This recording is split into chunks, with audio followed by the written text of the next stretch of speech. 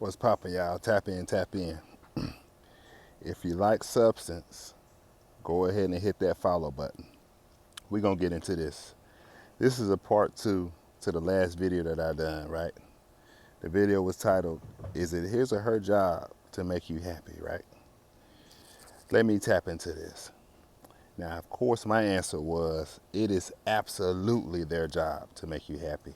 Now, I'm talking about someone you choosing to date, someone you're in a relationship with, someone you're married to, someone who's a spouse, potential spouse, whatever the case may be.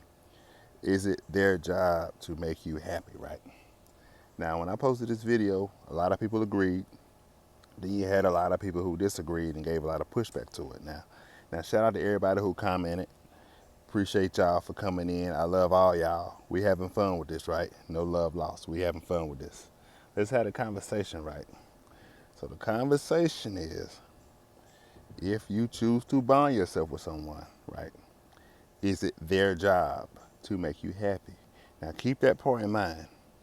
You have chosen to bond with this person, whether it's a male or a female. You have chosen to bond with them. Is it their job? So the question isn't, do you need to find somebody to make you happy? I'm not saying that. The question is, now you've already gotten past the point of this. Now you done chose somebody. What I'm saying is, now that you chose somebody, is it their job to make you happy? And if not, why would you bond yourself with someone who is not there to make you happy in some way, shape, or form? Why would you even bond with them if that is not part of their purpose in your life, right? Why would you bond with them?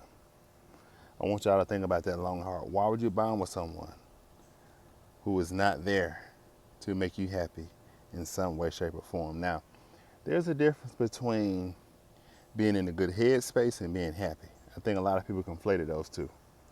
Now, there are a lot of people who are in a good headspace, right? Meaning they're good with their life. Their bills are paid. They might have money in the bank. They got food in their refrigerator, right? They like their job. They're pleased with their health. They're pleased with their fitness, all that good stuff. They're happy with how their kids are doing. If they got kids, kids good, family good. They like the church they go to, right? They're good in all these different areas, right? They like the house they stay in. They like the car they're driving, or they got gas in their car. They good to go, right? They good to go. They like their friends around them. All that's good, right? They like the trips they're taking, the vacation they're taking. They're good with all that. It's one thing to be good, but I'm talking about if you choose to bond yourself with somebody, is that part of their job, right? To make you happy. I said it absolutely is. Why would you bond with someone who is not adding value to your life in that way? I don't know why this is even an argument. I do not know why this is even an argument. Now, the thing about it is this. A lot of people who say no, it's not their job. These are individuals who have been in relationships, marriage, or have dealt with someone of the opposite sex that did not, or who did not make them happy, right? They dealt with them and they had to come to the conclusion within themselves that it is not their job to make me happy. I have to find ways to make myself happy. This is something that they have convinced themselves. This person isn't bringing me happiness. I gotta make sure that I can make myself happy for my own sanity. That is something that they have told themselves. And the truth of the matter is, they were probably dealing with someone who they should have left alone a long time ago. They were probably dealing with someone who they should have left alone a long time ago, but they stayed too long, right? So they adopted this certain mindset of, oh, it ain't their job to make me happy. I got to make myself happy. Come on now. You know, this thing should be going both ways. They should be making you happy. You should be making them happy. This should be reciprocated, right? This should go both ways. This is not rocket science. You should not bond with someone who is not doing that. Now, part of that is you becoming the best version of yourself as well. If you are the worst version of yourself, you are, let's just say it just ain't looking too good for you. And it's things that you could have done to help that situation within yourself. Yeah, that other person might not be doing certain things for you. And you might not understand it. Why ain't they doing this? Why ain't they doing that? Why ain't they saying this? Why ain't they saying that? Well, maybe Maybe they don't look at you the same. Maybe they don't look at you like that. Maybe they don't see you in that light. I'm gonna just keep it 100. Let's talk about everything. Come on, let's get into it, right? That's what happens a lot of times. And then people convince themselves, I can't depend on them to make me happy. When at the beginning, when you saw that person and you were attracted to them, whether you saw them in real life, online, or whether y'all was hooked up by somebody, or however the case is, there were happy thoughts in mind of a life ahead, Even if that was a short-term life ahead, right?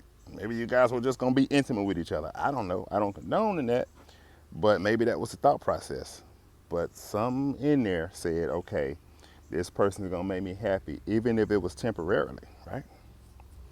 It should be long term. That's what we should all be striving for. But even if it was temporarily, there was gonna be some type of happiness that was created from that situation.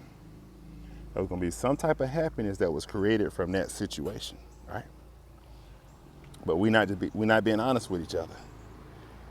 Why would you bond with somebody who is not bringing that to the table?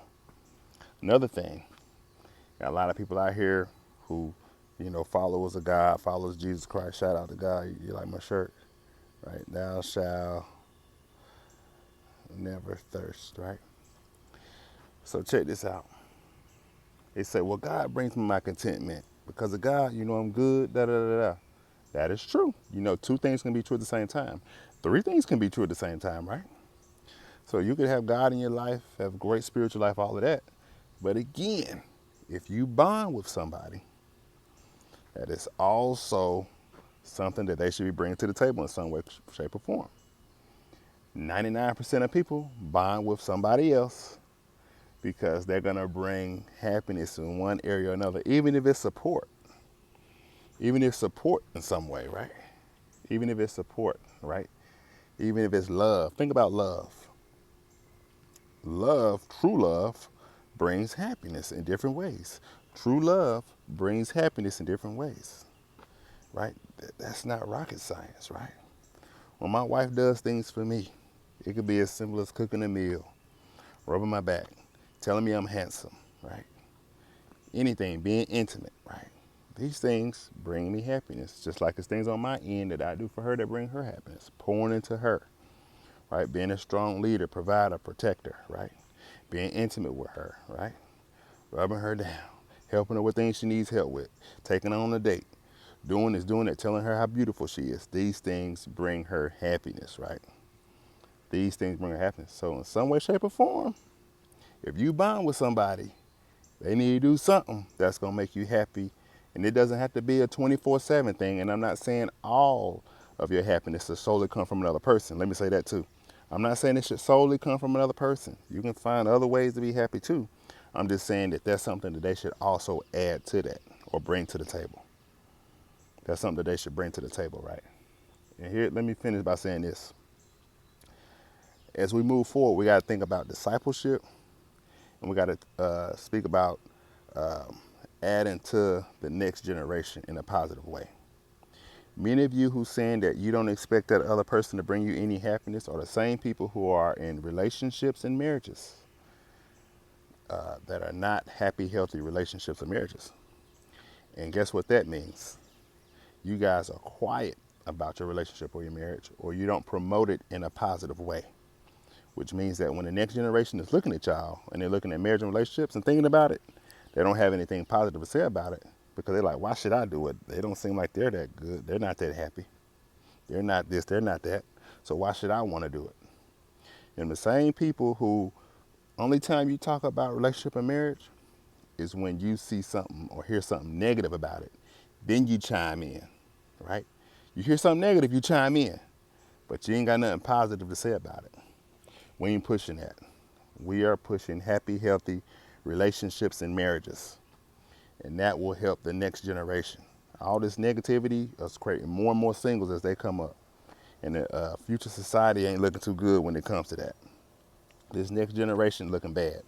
This is creating terrible generational cycles when we don't push relationships and marriages in a positive light. I appreciate y'all for watching. It is their responsibility. I love you all. Be blessed.